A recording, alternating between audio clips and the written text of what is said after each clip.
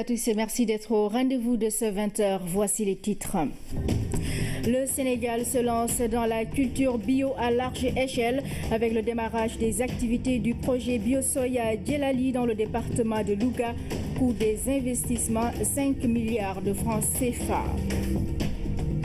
Retour sur l'actualité sociale phare de la semaine, à savoir le titre foncier pour tous. L'annonce de la mesure en Conseil des ministres a suscité enthousiasme et espoir. Quel enjeu pour les populations et les autorités administratives? Décryptage dans cette édition. Toujours dans l'univers du foncier, du béton, des briques et autres matériaux de construction. C'est pour parler des maçons. Ces ouvriers en première ligne sur les chantiers sont à l'honneur dans la rubrique métier de ce vendredi. Voilà, monsieur, bienvenue dans ce journal de la production de culture bio pour l'exportation des semences d'arachide certifiées pour le marché sénégalais. Le Premier ministre lance le démarrage des activités du projet BioSoy, un partenariat public-privé qui prend forme à Djelali dans la commune de Siar, au département de Louga. Coût des investissements 5 milliards de francs CFA avec un pragmatisme salué par Mohamed Boun Abdallah Dionne. C'est un reportage de Tcherno Armadoussi. À 52 km de Louga, Keur Momar Sarr est séparé de Djelali de 43 km. Une route caoteuse, 1 heure de calvaire, mais ce que nous découvrons ici dans la commune de Sieur, en même temps que le Premier ministre, en vaut bien la peine. Un projet d'envergure, une adhésion totale des autochtones.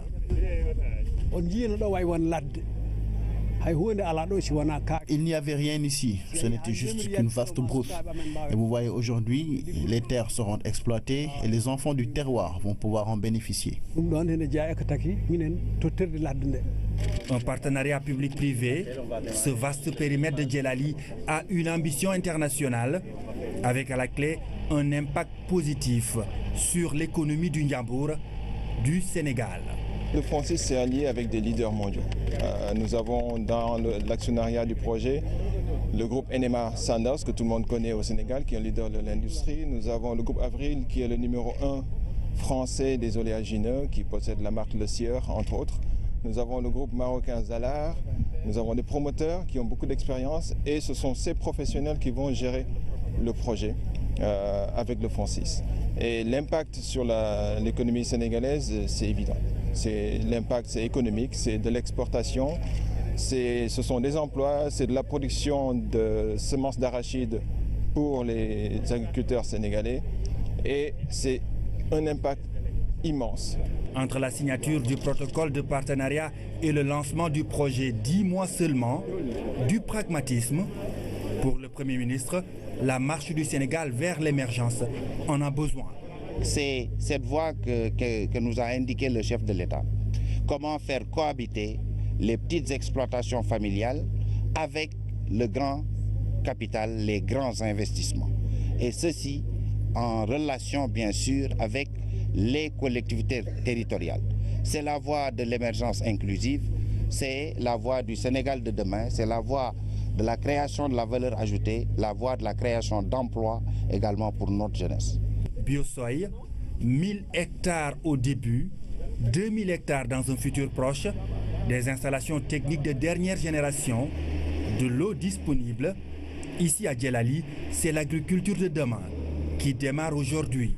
C'est l'agriculture telle que conçue par le chef de l'État à travers le plan Sénégal émergent, à travers également le volet agricole du PSE qu'on appelle le PRACAS, avec un potentiel d'emploi immédiat de plus de 100 travailleurs et c'est 5 milliards d'investissements. Investissements pour justement soulager notre déficit en matière de balance des paiements, de balance commerciale, parce qu'on va y faire du maïs destiné aux industriels sénégalais. Mais on va y faire aussi des produits à grande valeur ajoutée, tels que, on a parlé de pommes de terre, parce que c'est bien d'exporter la pomme de terre, comme je disais, mais c'est encore mieux de faire des chips orientés vers les marchés internationaux, parce que nous voulons capter le maximum de valeur ajoutée dans notre pays. BioSoy, Un projet de défi pour le Sénégal. Sur ces terres vont sortir bientôt des cultures bio destinées à l'exportation et des semences d'arachide certifiées pour le marché sénégalais. Thierno Ahmadoussi, après la cérémonie d'inauguration du projet BioSoy, le chef du gouvernement, Mohamed Boun Abdallah Dionne, a échangé avec les populations de la commune de Sieur, une commune qui polarise 53 villages non électrifiés avec des difficultés réelles d'accès à l'eau. Le Premier ministre propose une mission de prospection et ça démarre lundi. Nous l'écoutons au micro de Thierno Ahmadoussi. À Djelali, le Premier ministre est accueilli par une forte mobilisation des populations de la commune de Sieur. Le maire porte les doléances de 53 villages de la circonscription. Dans la commune, seuls 2 villages sont électrifiés. Réponse du Premier ministre, cette situation est anormale. Dans 72 heures, je vous envoie une mission de prospection pour évaluer vos besoins par rapport à l'accès. Avec le PUDC, vous aurez bientôt vos pistes rurales. Fin de citation. Avant le Premier ministre, le président du conseil départemental s'est réjoui des grandes réalisations de l'État du Sénégal dans la zone. Le projet BioSoy, en optant pour la valorisation des potentialités agricoles du département, vient soutenir et renforcer les efforts de l'État et des collectivités locales pour stimuler la création d'emplois et de richesses, contribuant ainsi à réduire la pauvreté et l'exode des forces productives porteurs du développement économique et social du territoire. Dans cette assemblée, l'investissement phare du moment a été salué, le projet BioSoy avec 5 milliards de francs CFA. Nous n'avons aucun droit à l'échec. Si c'est le cas, Monsieur le Premier ministre, message bien reçu. Nous tâcherons de mériter votre confiance et celle de la nation. Avant de prendre congé des populations de la commune de Sieur, un discours citoyen du Premier ministre, Mohamed Boun Abdallah Dionne, appelle à une inscription massive sur les listes électorales. Je le disais, en titre octroi de titres fonciers aux détenteurs de titres précaires. L'État active ainsi un levier important de la justice sociale. Cela concerne les titres délivrés par l'administration coloniale, domaniale et territoriale. L'annonce de la mesure a suscité beaucoup d'enthousiasme et du côté des populations comme donc du côté de l'administration du permis d'occuper au titre foncier. Un chemin long mais que l'État a décidé de raccourcir. Décryptage avec Ousmane Garifaye. Parmi les mesures d'urgence édictées par le chef de l'État figure l'ouverture de guichets uniques et la gratuité du document cadastral tel qu'édicté par la loi de 2012. 2 préalables à lever absolument au plus vite pour mettre la machine de la régularisation en marche à l'échelle du pays, pour permettre aux détenteurs de titres d'aller vers les services fiscaux et domaniaux. Pour le chef de l'État donc, pas question de perdre du temps sur l'opération en question. Tout est placé ici sous le signe de l'urgence. L'objectif est d'élever vers la dignité des milliers de Sénégalais que l'administration coloniale et même postcoloniale avaient fixé dans la précarité en les empêchant d'accéder à la pleine propriété. Ces permis-là, toujours, ce sont les permis qui ont été délivrés par l'administration coloniale, les permis qui ont été délivrés par l'administration territoriale et ceux-là qui ont été dérivés par l'administration domaniale, mais qui portent exclusivement sur des terrains qui relèvent du domaine privé de l'État.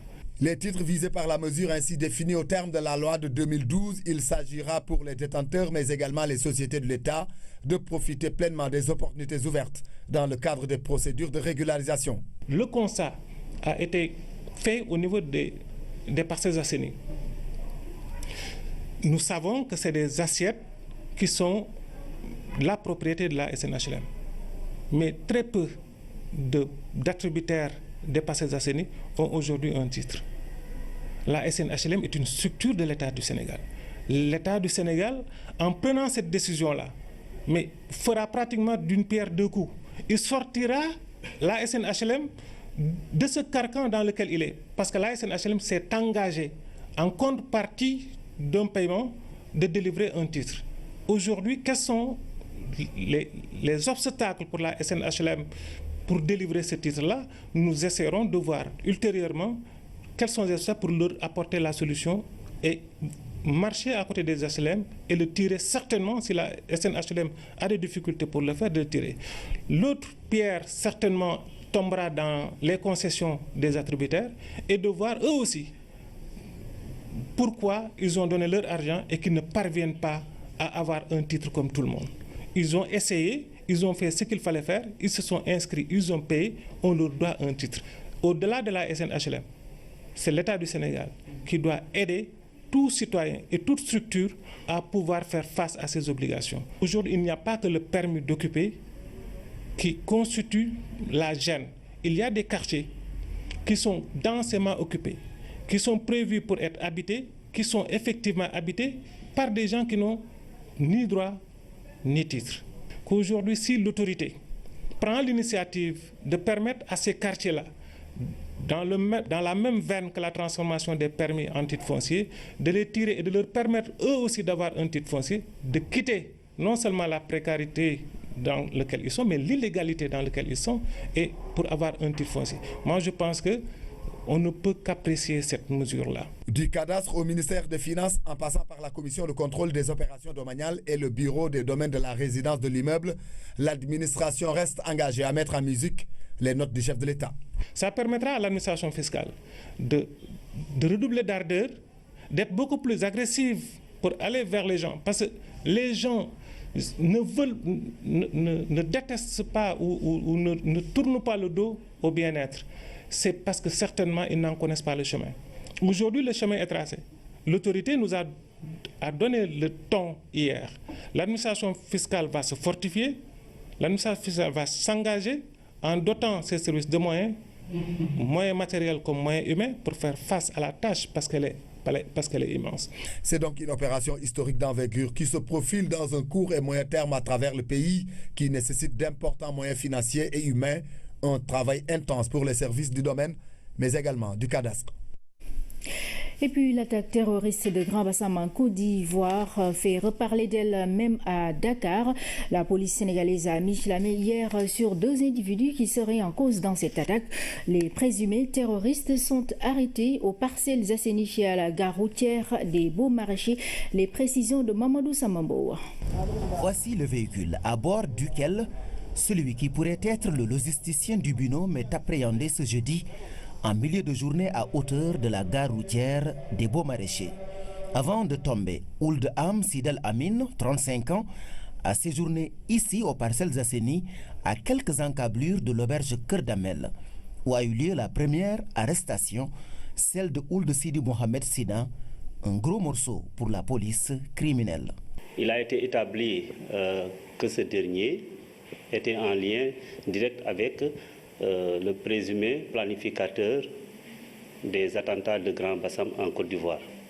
Des premiers éléments de l'enquête, il ressort également que le premier nommé était en contact avec un Sénégalais du nom de Moustapha Diatta, qui a été même interpellé par la division des investigations criminelles il y a de cela quelques mois et qui fait présentement l'objet d'un mandat de dépôt. Le véhicule de marque Hyundai est immatriculé en Gambie et tout porte à croire que les 2 terroristes présumés sont arrivés à Dakar par la route. Aux yeux de la police, cette double prise est à lire dans les 2 sens.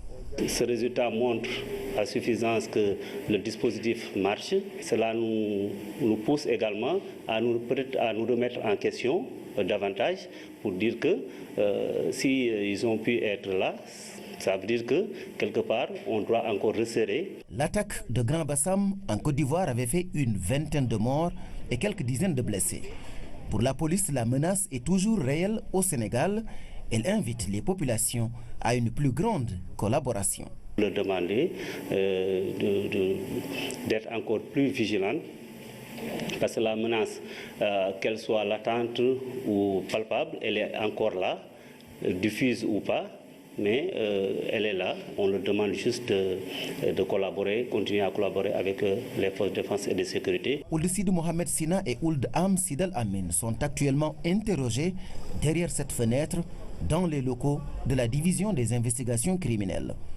La DIC a 2 fois 96 heures, c'est-à-dire 8 jours, pour boucler son enquête et transmettre le dossier au procureur. Le ministère de l'Hydraulique et de l'Assainissement, à travers le programme d'eau potable et d'assainissement du millénaire PEPAM, a organisé une enquête. L'ANSD a signé un protocole d'accord pour mettre en place des dispositifs spécifiques afin de maîtriser l'accès à l'eau, l'assainissement et l'hygiène. Le financement du projet s'élève à 325 millions de francs CFA, nous dit Awandiaï. Par cet acte, le PEPAM et l'ANSD vont mettre en œuvre une enquête spécifique sur l'eau et l'assainissement. Les objectifs de développement durable visent à éradiquer la pauvreté d'ici à 2030. La question de l'eau a été évoquée, comme indiqué dans le plan Sénégal émergent.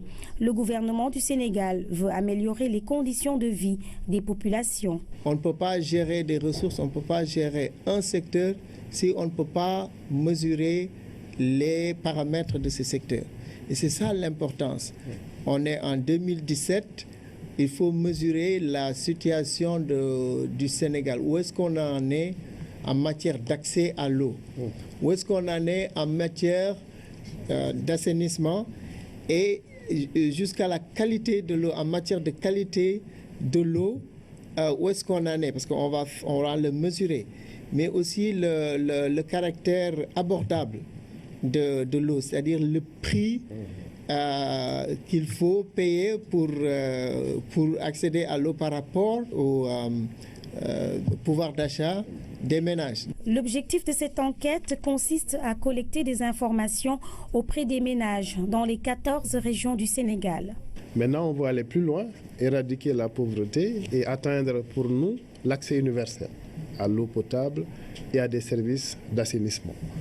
Donc on a mis la barre un peu plus haut avec des standards qui aujourd'hui, il ne suffit pas d'amener de l'eau au ménage, mais on voudrait que le point d'eau soit situé sur place. On voudrait que la disponibilité en eau donc, soit assurée en continu.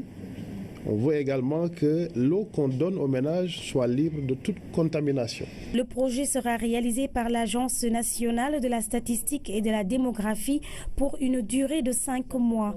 D'autres perspectives de collaboration sont en vue pour renforcer les systèmes de statistiques nationales. Direction Sédhiou pour parler de ce comité régional de développement qui s'est tenu pour évaluer le programme national d'autosuffisance en riz PENAR. Pour la direction régionale du développement rural, c'est une grande satisfaction car la région a atteint l'objectif que le PENAR lui avait assigné. Kaltongay compte rendu. Occupant la première place en matière de riziculture pluviale au niveau national, Sédhiou demeure une région au potentiel rizicole énorme. De 2011 à aujourd'hui, la superficie emblavée est passée du simple au double ou même plus, mais aussi l'objectif fixé à la région dans le cadre du programme national d'autosuffisance en riz PNAR a été atteint. Actuellement, on a vu qu'on a fait un grand bond depuis 2014 avec l'appui du programme national d'autosuffisance en riz. Beaucoup de quantités de semences ont été données, des semences certifiées. Donc beaucoup d'équipements ont été mis en place par les projets, l'État, un peu dans le cadre du PNAR. Donc ce qui nous a donné les résultats qu'on a obtenus en 2015. Déjà, la région avait dépassé son objectif en termes de superficie et en termes de production. Mais quand même, nous allons garder cette cadence, surtout pour 2017, qui est l'année vraiment d'évaluation du PNAR et du PRACAS. Donc c'est vraiment une satisfaction. Satisfaction, certes, mais il est noté quelques problèmes. Les problèmes de divagation qui sont soulignés aussi, les problèmes de salinisation, nous allons nous atteler à ça. Les problèmes d'acquisition des tracteurs par les organisations. On va essayer de voir avec les partenaires tels que le FONGIP, l'assurance agricole, donc les outils de l'État qui sont là et qu'on va essayer d'activer pour cette année pour permettre un peu d'amoindrir les risques et d'atteindre les objectifs. Et pour les résoudre, des mesures sont prises par le gouverneur. Habib Lewondiaï a par ailleurs émis un certain nombre de recommandations. C'est de développer l'assurance agricole pour un meilleur accompagnement des producteurs face aux aléas climatiques, d'accélérer le rythme d'aménagement des vallées. Je pense qu'il faut aussi admettre qu'il y a des efforts qui sont faits pour l'aménagement des vallées, mais je considère que le rythme est encore là. À mon avis, il faut qu'on aille beaucoup plus vite.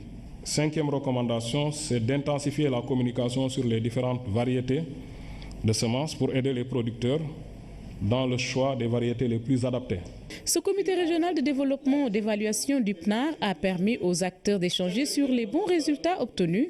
Pour les perspectives, la région veut emblaver les 48 000 hectares cette année. Nous restons en Casamance à Ziguinchor, cette fois-ci sous un comité régional de développement sur la campagne nationale de vaccination du cheptel s'est tenu. Occasion pour les acteurs de discuter sur les mécanismes à mettre en place pour un bon déroulement de la campagne de vaccination. Un concours de tous est attendu afin d'atteindre les objectifs fixés. C'est un compte-rendu de Abdul Aziz Ban. La surveillance de la santé animale et la prévention des maladies qui touchent le cheptel intéressent les plus hautes autorités. C'est pourquoi la campagne nationale de vaccination du cheptel revêt une importance capitale. Et pour mener à bien cette campagne, ce comité régional de développement s'est tenu. Il a été d'abord question de tirer le bilan de la campagne de l'année écoulée. Pour la région de Ziguinchor, quand même, nous avons obtenu vraiment des résultats très satisfaisants. Mais ces résultats, quand même, très satisfaisants, nous les avons obtenus grâce au projet qu'on appelle Passael, qui nous avait doté de moyens supplémentaires, des vaccins, etc. Mais également par le plan d'action du ministère de l'Élevage, qui a renforcé un peu le dispositif local existant, ce qui nous a permis d'avoir justement ces résultats. Le bilan de l'année écoulée est très positif. Les agents et les éleveurs ont fait un très bon boulot, ce qui a permis d'atteindre les objectifs fixés.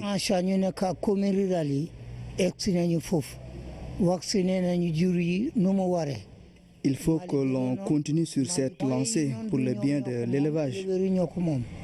Même si pour la précédente campagne à Ziguinchor, les résultats obtenus dépassent de manière significative les objectifs nationaux, il est important de maintenir le cap. Pour cette année, il s'agira de mener des campagnes de sensibilisation tout en apportant des innovations. En 2017, il y aura le cérémonie qui sera mise en œuvre. En 2017, il y aura justement le suivi et évaluation qui sera mis en œuvre. Et en 2017, je pense que le Sénégal pourra se positionner par rapport, parce que comme vous le savez, le programme de vaccination que nous avons s'inscrit dans un programme mondial de l'Organisation de la santé animale, où nous devons, d'ici l'horizon 2025, assurer l'éradication définitive de la peste des petits ruminants, qui décime les petits ruminants, comme vous le savez. Et nous pensons qu'à partir de cette année, avec le dispositif qui a été mis en place par le ministère, nous allons atteindre ces objectifs.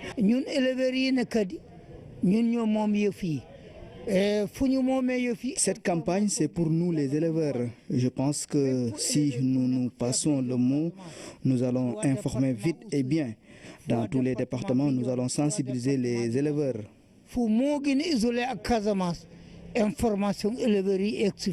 Nous avons choisi de mettre l'accent sur la sensibilisation, la communication avec les acteurs, parce que la principale difficulté, c'est la transmission de l'information. Donc nous avons demandé à tous les acteurs, en particulier les représentants des éleveurs, de prendre en charge cette question d'information et de communication pour que les éleveurs se mobilisent pendant cette période. L'objectif est le même et il est clair pour tous ces participants à ce comité régional de développement, c'est de faire une très bonne campagne de vaccination du cheptel pour l'année 2017 dans toute la Casamance. Redynamisation de la politique industrielle du Sénégal, le chef de l'État décide de soutenir les entreprises implantées à la Sodida et à la Sonepi à travers notamment la modernisation des sites, l'octroi de titres fonciers gratuitement aux chefs d'entreprise et l'accompagnement technique et financier. Le président Macky Sall a également décidé d'octroyer 20 hectares aux entreprises pour l'implantation d'un domaine industriel à Diamniadio. Annonce faite aujourd'hui lors d'une rencontre avec l'Union des entreprises de la Sodida et le Rassemblement des entreprises industrielles et artisanales de la zone Sonepi. Le président Macky Sall est au micro de Pape Biram Biguendiaï. Je m'a rendu compte de vos principales préoccupations qui portent notamment sur la difficulté d'accès à la pleine propriété, vous l'avez dit, l'absence de titre foncier pour en tout cas la Sodida. Parce que pour la Sonepi, il me semble que le problème a été réglé. Je voudrais sur ce point précis, et dans la continuité de la décision que j'ai prise lors du dernier Conseil des ministres, d'instruire le ministre de l'Industrie et des Mines de travailler avec la PROSI et toutes les entités publiques pour que dans la Sodida également, que l'octroi des titres fonciers, ceci gratuitement, puisse être finalisé dans le cadre global aujourd'hui de cette politique de sécurisation des titres de propriété pour nos compatriotes. C'est ça la réalité, monsieur le président. Vous avez parlé de l'insécurité grandissante due à l'occupation irrégulière des espaces communs, la proximité des habitations, le besoin d'une plus grande présence de l'État, la volonté de délocalisation de certaines unités industrielles dans des espaces plus favorables. Et particulièrement pour la zone Sonepi, je l'ai déjà rappelé, l'accès au foncier pour les jeunes entrepreneurs issus de vos systèmes d'apprentissage. Je voudrais vous rassurer que le gouvernement prendra les dispositions nécessaires pour trouver des solutions appropriées à l'ensemble de ces contraintes évoquées. Dans ce sens, le gouvernement va étudier dans les meilleurs délais les modalités d'un accompagnement administratif, technique et financier plus adapté, tout en veillant à la modernisation de vos sites à travers la réhabilitation des voiries et réseaux divers. Les VRD, c'est-à-dire la reprise des routes, en fait détériorées depuis lors. Il faut que cela soit intégré dans nos plans de reconstruction, mais aussi de faire la promotion d'infrastructures structurantes.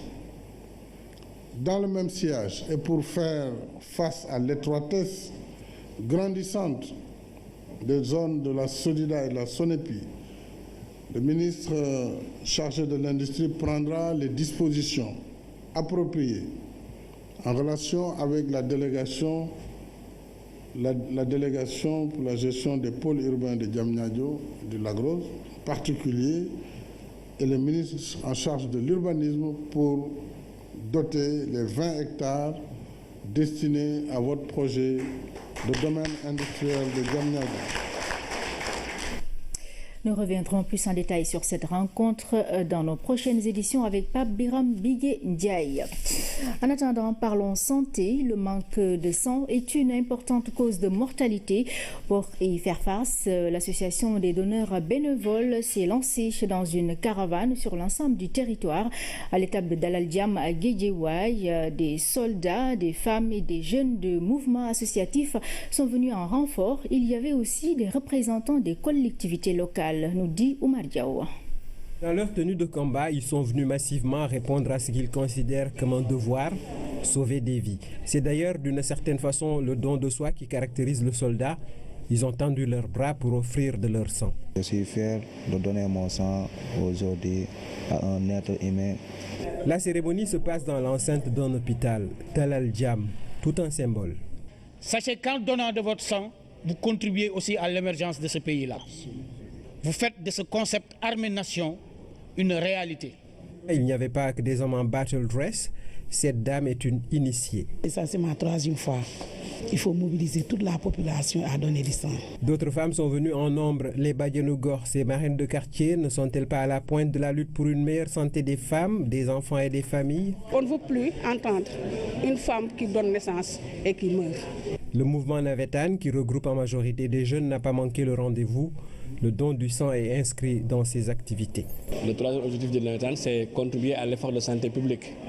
Et qui dit contribuer à l'effort de santé publique dit aussi donner du sang. Dalal Diam est le point de départ de la caravane nationale initiée par l'association des donneurs bénévoles. La santé est une compétence bien sûr transférée et la ville de Guédiawaye, en tout cas en ce qui nous concerne, nous ne ménagerons aucun effort. Une caravane à travers le pays exige des moyens. Des partenaires sont venus en appui à travers la RSE. Nous tenons à remercier le CMS de son soutien. C'est un partenaire qui vient d'arriver. Mais alhamdoulilah. Une chose est de donner une fois, une autre est de s'inscrire dans la durée. Nous comptons sur la solidarité des populations afin que le don de sang soit vraiment une action pérenne. La régularité de l'acte et l'augmentation du nombre de donneurs sont 2 conditions pour que les banques de sang restent au vert. Quand elles sont au rouge, ce n'est jamais bon. Pourtant, rouge est le sang. Et puis cet atelier de dialogue et de partage sur le financement de la nutrition, la société civile s'engage dans la sensibilisation. La plateforme Sunu Sénégal prend pour cible les parlementaires pour porter le plaidoyer. La CLM a besoin de plus que son budget annuel de 3 milliards de francs CFA pour mettre en œuvre son prochain plan stratégique. Compte rendu de la rencontre avec Fatou Sakho. Avec le nouveau plan stratégique qui sera au point dans 2 mois, l'amélioration de la situation nutritionnelle des populations dépendra d'un financement propre plus conséquent. Nous l'avons au Sénégal à hauteur de 3 milliards par année. Mais la question de financement demeure un enjeu de taille.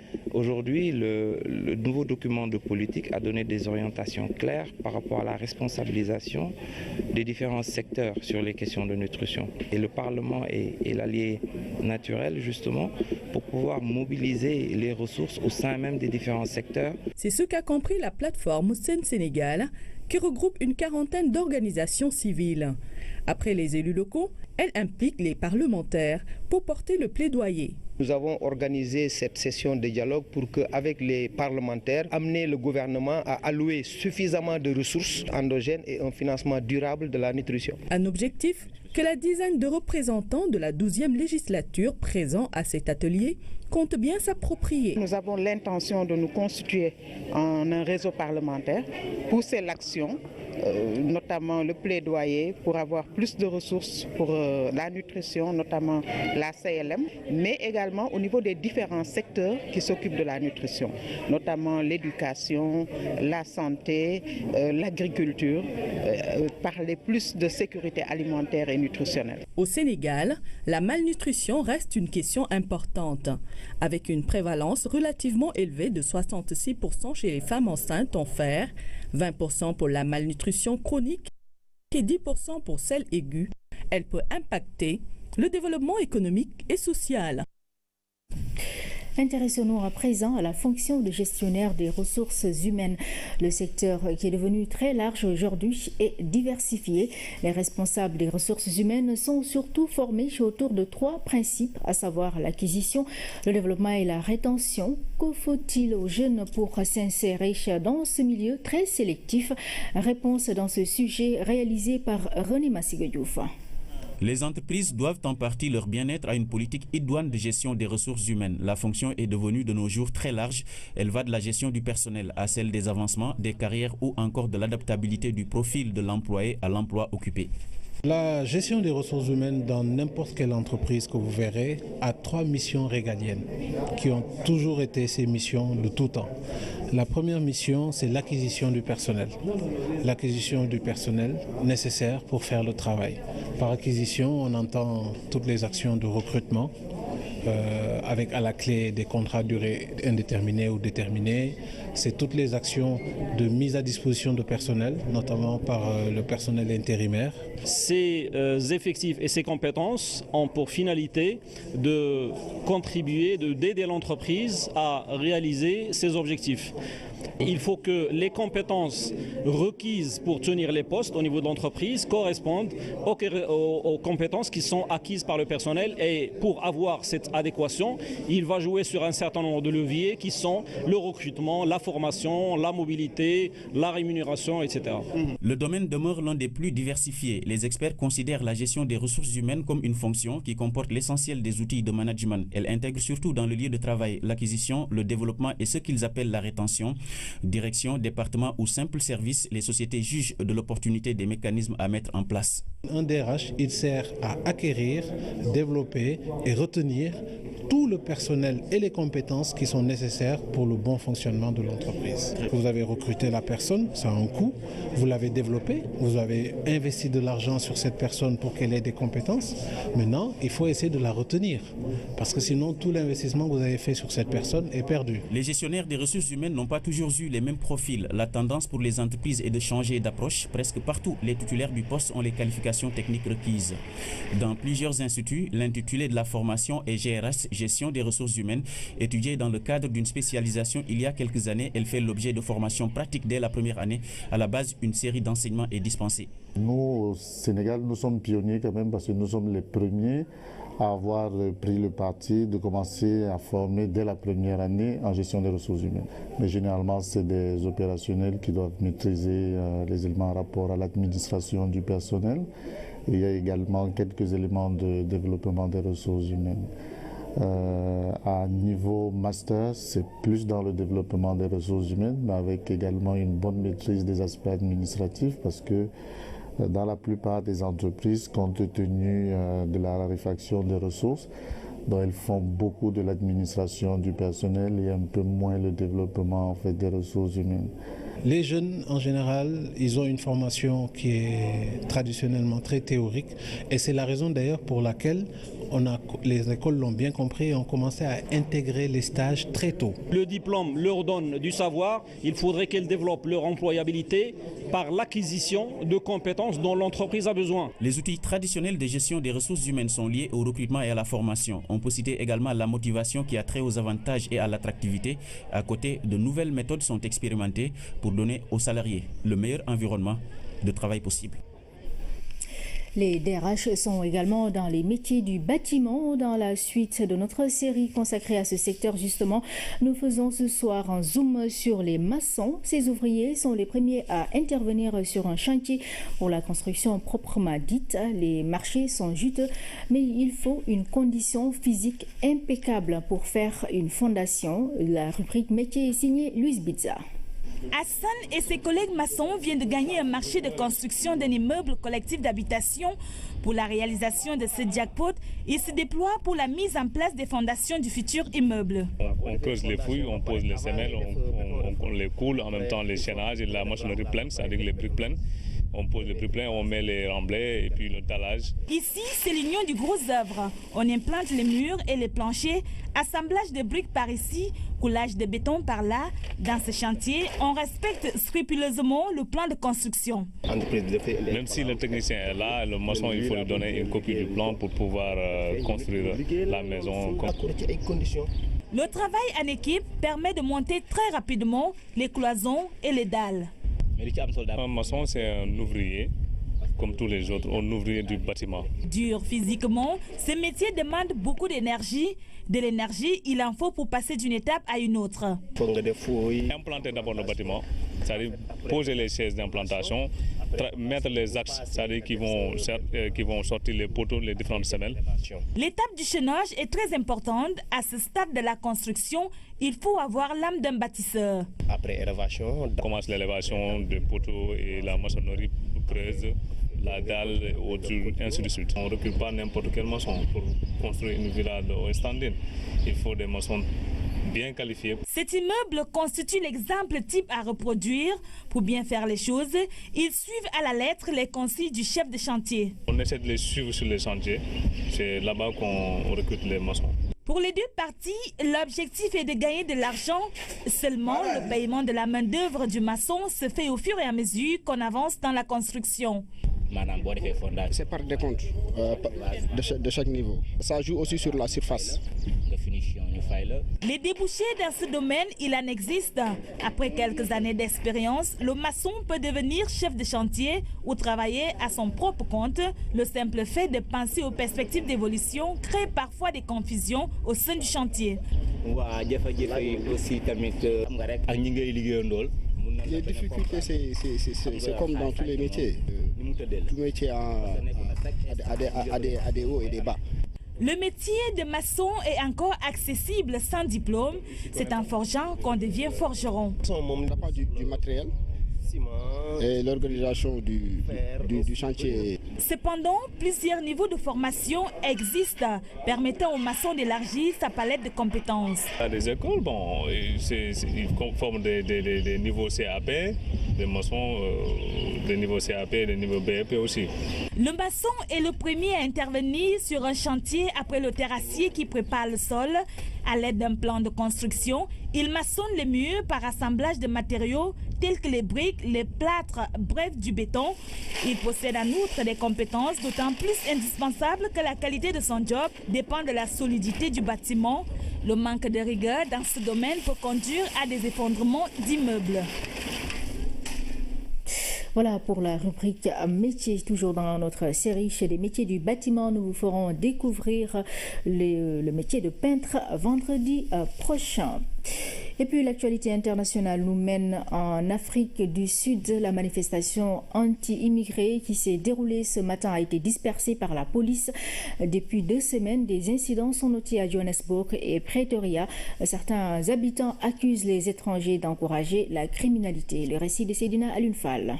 La police sud-africaine a dispersé ce vendredi une manifestation anti-immigrés organisée à Pretoria. Une marche qui intervient après de violents incidents qui ont vu des riverains en colère piller et brûler des bâtiments occupés par des étrangers soupçonnés d'abriter des maisons de passe ou du trafic de drogue. Les manifestants accusent les étrangers de voler le travail des Sud-Africains et d'encourager la criminalité. Le taux de chômage est à plus de 26% dans le pays. L'Afrique du Sud compte près de 2 millions d'étrangers. On note beaucoup de réfugiés et de nombreux migrants économiques, ce qui provoque la colère des Sud-Africains. Ces dernières semaines, près d'une quarantaine de magasins tenus par des étrangers ont été pillés dans les banlieues autour de Johannesburg et Pretoria. Dans une déclaration, le président Jacob Zuma a fermement condamné les actes de violence et appelé les citoyens sud-africains et les étrangers à la mesure. Ces violences ont suscité une crise diplomatique avec le Nigeria, dont les ressortissants sont la principale cible des incidents. Abuja a convoqué jeudi l'ambassadeur sud-africain pour lui faire part de sa profonde préoccupation et exiger des mesures de protection des vies et des biens des étrangers. Les flambées de violences anti-immigrés sont récurrentes en Afrique du Sud. En 2015, 7 personnes sont mortes lors de pillages visant des commerces tenus par des étrangers à Johannesburg et à Durban. En 2008, des émeutes xénophobes avaient fait 62 morts. Retour chez nous, la reconnaissance de l'Union africaine de radiodiffusion à l'égard du premier directeur de l'UAR. Laurence Akassé reste une figure marquante de l'Union qu'il a su guider. Son œuvre a été magnifiée lors du dîner de gala qui a clôturé l'Assemblée générale de l'UAR. C'est un compte-rendu de Rougui Atouba. Des sonorités africaines pour marquer la fin de la 10e Assemblée générale de l'UAR. L'Union africaine de radiodiffusion, qui a également soufflé ses 10 bougies, témoigne sa reconnaissance au premier directeur général de l'UAR. Père Laurent Atiassé, sans être adulte, votre bébé vit. Il gambade dans la vie et se rappelle à votre mémoire. Il est anxieux et souhaite boire à la source de votre sagesse. Vous avez su conduire ses premiers pas.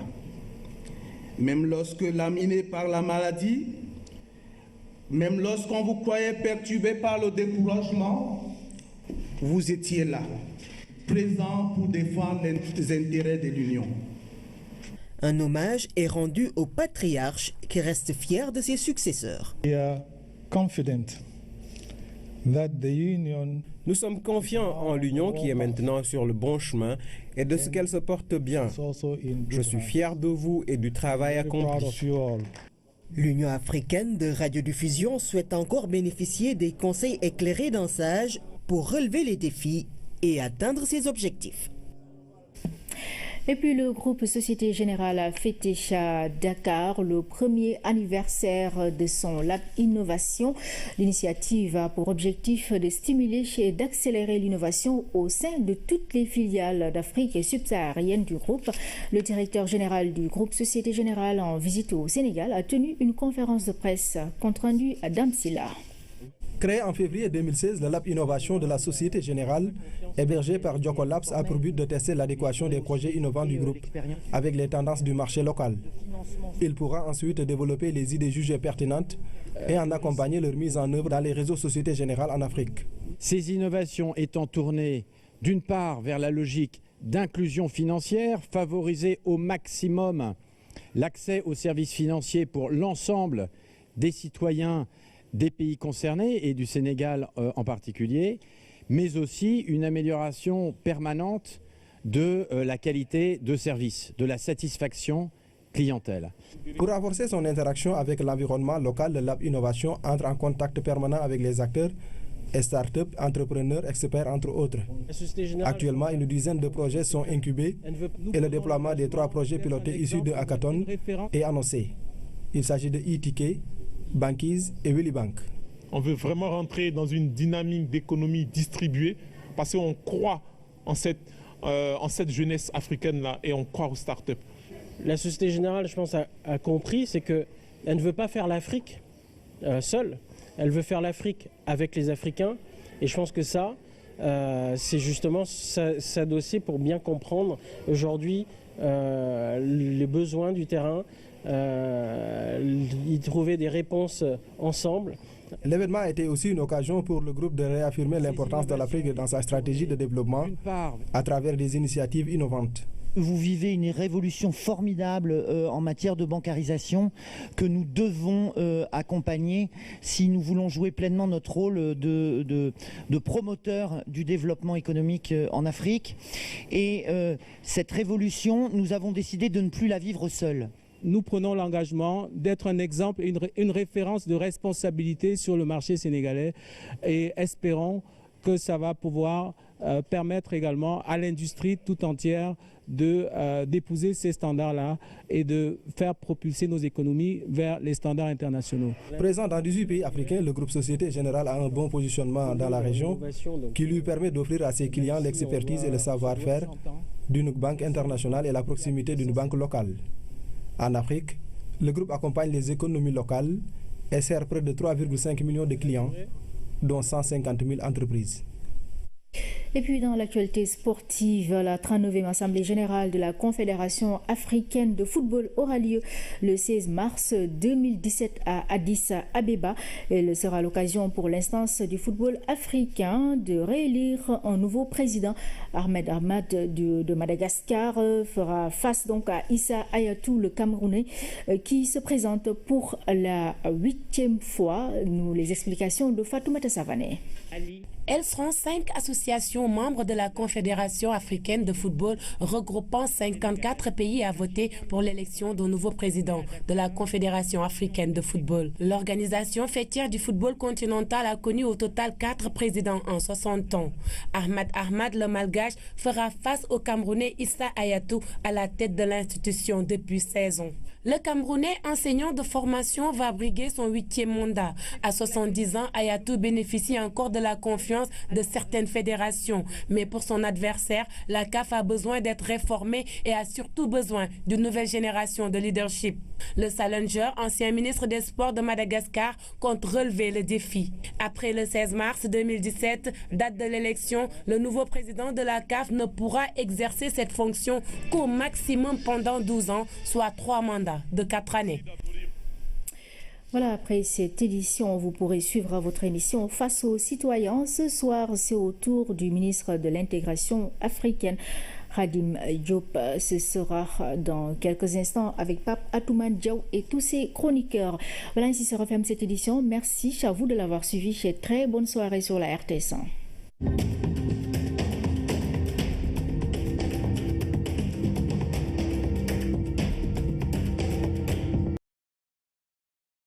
Journée ici aux Parcelles Assainies, à quelques encablures de l'auberge Cœur d'Amel, où a eu lieu la première arrestation, celle de Ould Sidi Mohamed Sina, un gros morceau pour la police criminelle. Il a été établi que ce dernier était en lien direct avec le présumé planificateur des attentats de Grand Bassam en Côte d'Ivoire.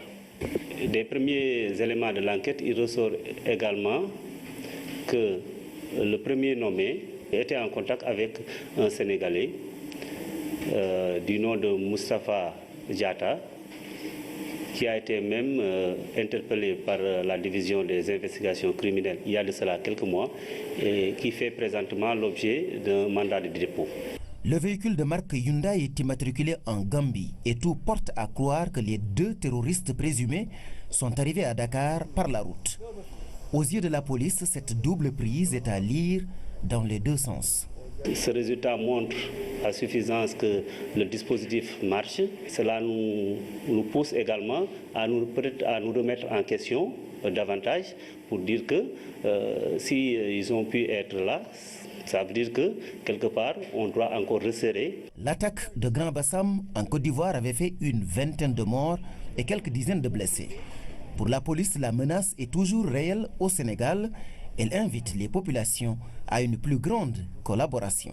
Leur demander d'être encore plus vigilante, parce que la menace, qu'elle soit latente ou palpable, elle est encore là, diffuse ou pas, mais elle est là. On leur demande juste de collaborer, continuer à collaborer avec les forces de défense et de sécurité. Ould Sid Mohamed Sina et Ould Am Sidal Amin sont actuellement interrogés derrière cette fenêtre dans les locaux de la division des investigations criminelles. La DIC a 2 fois 96 heures, c'est-à-dire 8 jours, pour boucler son enquête et transmettre le dossier au procureur. Le ministère de l'Hydraulique et de l'Assainissement, à travers le programme d'eau potable et d'assainissement du millénaire PEPAM, a organisé une enquête. L'ANSD a signé un protocole d'accord pour mettre en place des dispositifs spécifiques afin de maîtriser l'accès à l'eau, l'assainissement et l'hygiène. Le financement du projet s'élève à 325 millions de francs CFA, nous dit Awanyaï. Par cet acte, le PEPAM et l'ANSD vont mettre en œuvre une enquête spécifique sur l'eau et l'assainissement. Les objectifs de développement durable visent à éradiquer la pauvreté d'ici à 2030. La question de l'eau a été évoquée, comme indiqué dans le plan Sénégal émergent. Le gouvernement du Sénégal veut améliorer les conditions de vie des populations. On ne peut pas gérer des ressources, on ne peut pas gérer un secteur si on ne peut pas mesurer les paramètres de ce secteur. Et c'est ça l'importance. On est en 2017, il faut mesurer la situation du Sénégal. Où est-ce qu'on en est en matière d'accès à l'eau? Où est-ce qu'on en est en matière d'assainissement et jusqu'à la qualité de l'eau, en matière de qualité de l'eau, où est-ce qu'on en est? Parce qu'on va le mesurer. Mais aussi le caractère abordable de l'eau, c'est-à-dire le prix qu'il faut payer pour accéder à l'eau par rapport au pouvoir d'achat des ménages. L'objectif de cette enquête consiste à collecter des informations auprès des ménages dans les 14 régions du Sénégal. Maintenant, on va aller plus loin, éradiquer la pauvreté et atteindre pour nous l'accès universel à l'eau potable et à des services d'assainissement. Donc on a mis la barre un peu plus haut avec des standards qui aujourd'hui, il ne suffit pas d'amener de l'eau. À tous et merci d'être au rendez-vous de ce 20h. Voici les titres. Le Sénégal se lance dans la culture bio à large échelle avec le démarrage des activités du projet BioSoy à Djelali dans le département de Louga. Coût des investissements 5 milliards de francs CFA. Retour sur l'actualité sociale phare de la semaine, à savoir le titre foncier pour tous. L'annonce de la mesure en Conseil des ministres a suscité enthousiasme et espoir. Quel enjeu pour les populations et les autorités administratives? Décryptage dans cette édition. Toujours dans l'univers du foncier, du béton, des briques et autres matériaux de construction. C'est pour parler des maçons. Ces ouvriers en première ligne sur les chantiers sont à l'honneur dans la rubrique métier de ce vendredi. Voilà, monsieur, bienvenue dans ce journal de la production de culture bio pour l'exportation des semences d'arachide certifiées pour le marché sénégalais. Le Premier ministre lance le démarrage des activités du projet BioSoy, un partenariat public-privé qui prend forme à Djelali dans la commune de Siar, au département de Louga. Coût des investissements 5 milliards de francs CFA avec un pragmatisme salué par Mohamed Boun Abdallah Dionne. C'est un reportage de Tcherno Armadoussi. À 52 km de Louga, Keur Momar Sarr est séparé de Djelali de 43 km. Une route caoteuse, 1 heure de calvaire, mais ce que nous découvrons ici dans la commune de Sieur, en même temps que le Premier ministre, en vaut bien la peine. Un projet d'envergure, une adhésion totale des autochtones.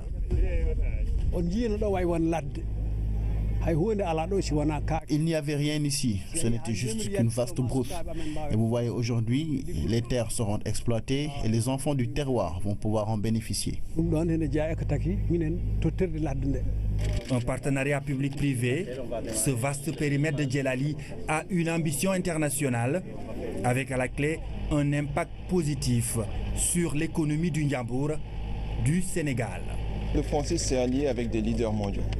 Nous avons dans l'actionnariat du projet le groupe NMA Sanders, que tout le monde connaît au Sénégal, qui est un leader de l'industrie. Nous avons le groupe Avril, qui est le numéro 1 français des oléagineux, qui possède la marque Le Sieur, entre autres. Nous avons le groupe marocain Zalar. Nous avons des promoteurs qui ont beaucoup d'expérience et ce sont ces professionnels qui vont gérer le projet avec le FONSIS. Et l'impact sur l'économie sénégalaise, c'est évident.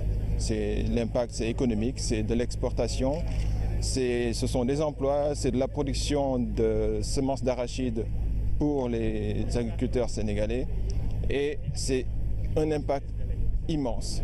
Entre la signature du protocole de partenariat et le lancement du projet 10 mois seulement, du pragmatisme, pour le Premier ministre, la marche du Sénégal vers l'émergence en a besoin. C'est cette voie que nous a indiqué le chef de l'État. Comment faire cohabiter les petites exploitations familiales avec le grand capital, les grands investissements. Et ceci en relation bien sûr avec les collectivités territoriales.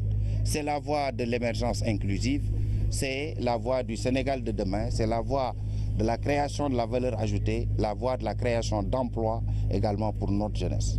Biosoy, 1000 hectares au début, 2000 hectares dans un futur proche, des installations techniques de dernière génération, de l'eau disponible. Ici à Djelali, c'est l'agriculture de demain qui démarre aujourd'hui.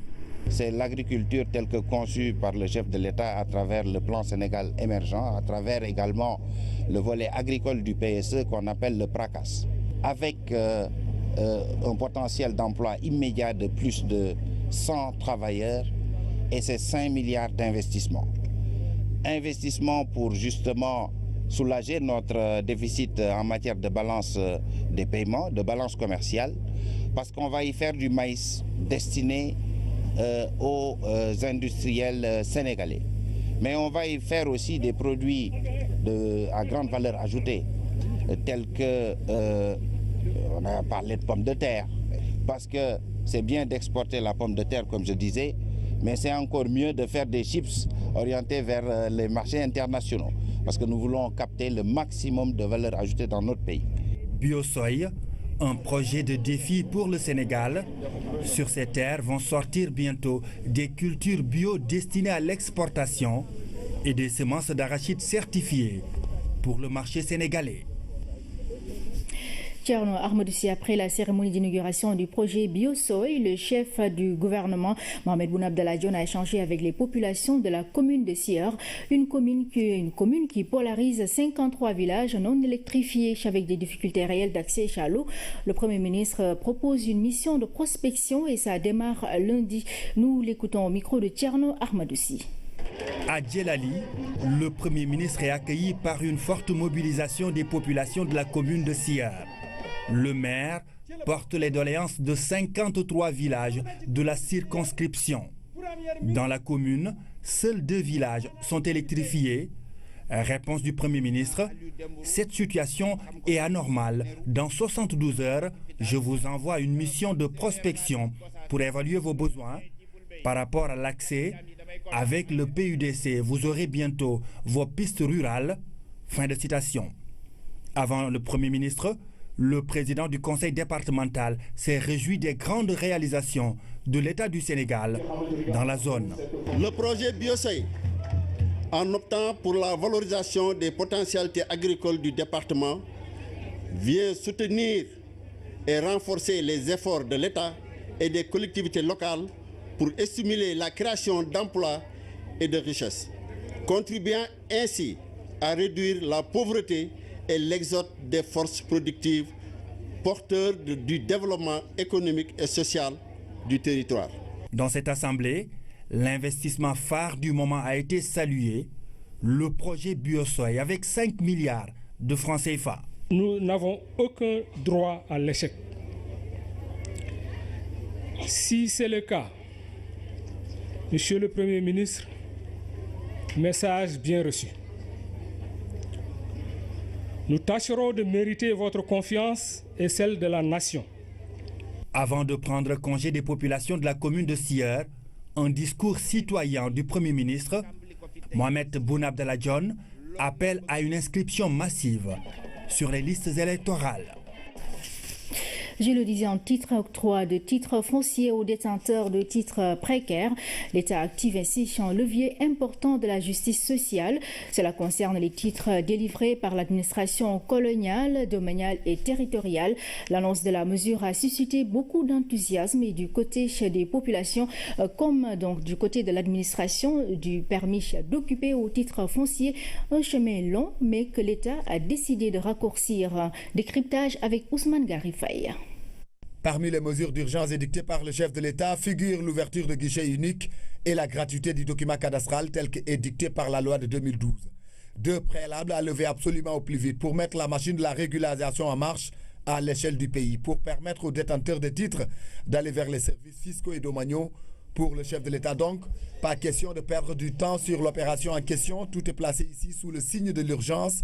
L'objectif est d'élever vers la dignité des milliers de Sénégalais que l'administration coloniale et même post-coloniale avaient fixé. Ménage, mais on voudrait que le point d'eau soit situé sur place.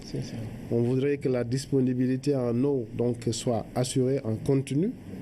On veut également que l'eau qu'on donne aux ménages soit libre de toute contamination. Le projet sera réalisé par l'Agence nationale de la statistique et de la démographie pour une durée de 5 mois. D'autres perspectives de collaboration sont en vue pour renforcer les systèmes de statistiques nationales. Direction Sédhiou pour parler de ce comité régional de développement qui s'est tenu pour évaluer le programme national d'autosuffisance en riz PENAR.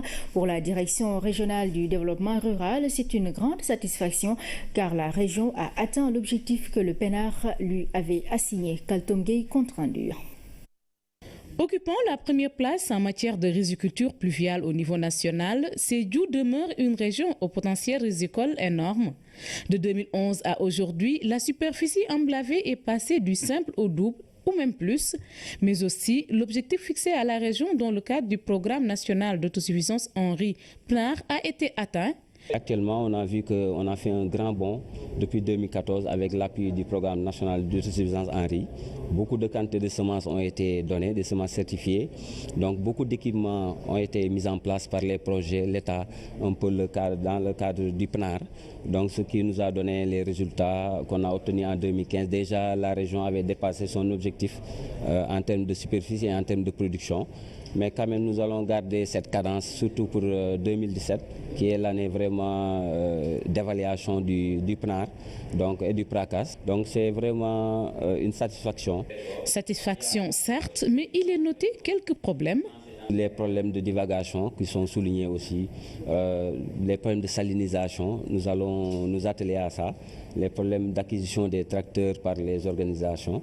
On va essayer de voir avec les partenaires tels que le FONGIP, l'assurance agricole, donc les outils de l'État qui sont là et qu'on va essayer d'activer pour cette année pour permettre un peu d'amoindrir les risques et d'atteindre les objectifs. Et pour les résoudre, des mesures sont prises par le gouverneur. Habib Léon Ndiaye a par ailleurs émis un certain nombre de recommandations. C'est de développer l'assurance agricole pour un meilleur accompagnement des producteurs face aux aléas climatiques, d'accélérer le rythme d'aménagement des vallées. Je pense qu'il faut aussi admettre qu'il y a des efforts qui sont faits pour l'aménagement des vallées, mais je considère que le rythme est encore là. À mon avis, il faut qu'on aille beaucoup plus vite. Cinquième recommandation, c'est d'intensifier la communication sur les différentes variétés de semences pour aider les producteurs dans le choix des variétés les plus adaptées. Ce comité régional de développement d'évaluation du PNAR a permis aux acteurs d'échanger sur les bons résultats obtenus. Pour les perspectives, la région veut emblaver les 48 000 hectares cette année. Nous restons en Casamance à Ziguinchor, cette fois-ci sous un comité régional de développement sur la campagne nationale de vaccination du cheptel s'est tenu. Occasion pour les acteurs de discuter sur les mécanismes à mettre en place pour un bon déroulement de la campagne de vaccination. Un concours de tous est attendu afin d'atteindre les objectifs fixés. C'est un compte-rendu de Abdul Aziz Ban. La surveillance de la santé animale et la prévention des maladies qui touchent le cheptel intéressent les plus hautes autorités. C'est pourquoi la campagne nationale de vaccination du cheptel revêt une importance capitale Et pour mener à bien cette campagne, ce comité régional de développement s'est tenu. Il a été d'abord question de tirer le bilan de la campagne de l'année écoulée. Pour la région de Ziguinchor, quand même, nous avons obtenu vraiment des résultats très satisfaisants. Mais ces résultats, quand même, très satisfaisants, nous les avons obtenus grâce au projet qu'on appelle Passael, qui nous avait doté de moyens supplémentaires, des vaccins, etc. Mais également par le plan d'action du ministère de l'Élevage, qui a renforcé un peu le dispositif local existant, ce qui nous a permis d'avoir justement... C'est dans la précarité en les empêchant d'accéder à la pleine propriété. Ces permis-là, toujours, ce sont les permis qui ont été délivrés par l'administration coloniale, les permis qui ont été délivrés par l'administration territoriale et ceux-là qui ont été dérivés par l'administration domaniale, mais qui portent exclusivement sur des terrains qui relèvent du domaine privé de l'État. Les titres visés par la mesure ainsi définie au terme de la loi de 2012, il s'agira pour les détenteurs, mais également les sociétés de l'État, de profiter pleinement des opportunités ouvertes dans le cadre des procédures de régularisation. Le constat a été fait au niveau des parcelles assainies. Nous savons que c'est des assiettes qui sont la propriété de la SNHLM. Mais très peu d'attributaires des parcelles assainies ont aujourd'hui un titre. La SNHLM est une structure de l'État du Sénégal. L'État du Sénégal, en prenant cette décision-là, mais fera pratiquement d'une pierre deux coups. Il sortira la SNHLM de ce carcan dans lequel il est. Parce que la SNHLM s'est engagée en contrepartie d'un paiement de délivrer un titre. Aujourd'hui, quels sont les obstacles pour la SNHLM pour délivrer ce titre-là? Nous essaierons de voir ultérieurement quels sont les obstacles pour leur apporter la solution et marcher à côté des HLM et le tirer certainement, si la SNHLM a des difficultés pour le faire, de le tirer. L'autre pierre certainement tombera dans les concessions des attributaires et de voir eux aussi pourquoi ils ont donné leur argent et qu'ils ne parviennent pas à avoir un titre comme tout le monde. Ils ont essayé, ils ont fait ce qu'il fallait faire, ils se sont inscrits, ils ont payé, on leur doit un titre. Au-delà de la SNHLM, c'est l'État du Sénégal qui doit aider tout citoyen et toute structure à pouvoir faire face à ces obligations. Aujourd'hui, il n'y a pas que le permis d'occuper qui constitue la gêne. Il y a des quartiers qui sont densément occupés, qui sont prévus pour être habités, qui sont effectivement habités par des gens qui n'ont ni droit ni titre. Qu'aujourd'hui, si l'autorité prend l'initiative de permettre à ces quartiers-là, dans la même veine que la transformation des permis en titre foncier, de les tirer et de leur permettre eux aussi d'avoir un titre foncier, de quitter non seulement la précarité dans laquelle ils sont, mais l'illégalité dans laquelle ils sont, et pour avoir un titre foncier. Moi, je pense qu'on ne peut qu'apprécier cette mesure-là. Du cadastre au ministère des Finances, en passant par la commission de contrôle des opérations domaniales et le bureau des domaines de la résidence de l'immeuble, l'administration reste engagée à mettre en musique les notes du chef de l'État. Ça permettra à l'administration fiscale de redoubler d'ardeur, d'être beaucoup plus agressive pour aller vers les gens. Parce que les gens ne détestent pas ou ne tournent pas le dos au bien-être. C'est parce que certainement ils n'en connaissent pas le chemin. Aujourd'hui, le chemin est tracé. L'autorité nous a donné le ton hier. L'administration fiscale va se fortifier, l'administration fiscale va s'engager en dotant ses services de moyens matériels comme moyens humains, pour faire face à la tâche parce qu'elle est immense. C'est donc une opération historique d'envergure qui se profile dans un court et moyen terme à travers le pays, qui nécessite d'importants moyens financiers et humains, un travail intense pour les services du domaine, mais également du cadastre. Et puis l'attaque terroriste de Grand Bassam en Côte d'Ivoire fait reparler d'elle-même à Dakar. La police sénégalaise a mis la main hier sur 2 individus qui seraient en cause dans cette attaque. Les présumés terroristes sont arrêtés aux parcelles assainies à la gare routière des Beaux-Maraîchers. Les précisions de Mamadou Samambo. Voici le véhicule à bord duquel celui qui pourrait être le logisticien du binôme est appréhendé ce jeudi en milieu de journée à hauteur de la gare routière des Beaux-Maraîchers. Avant de tomber, Ould Am Sidel Amin, 35 ans, a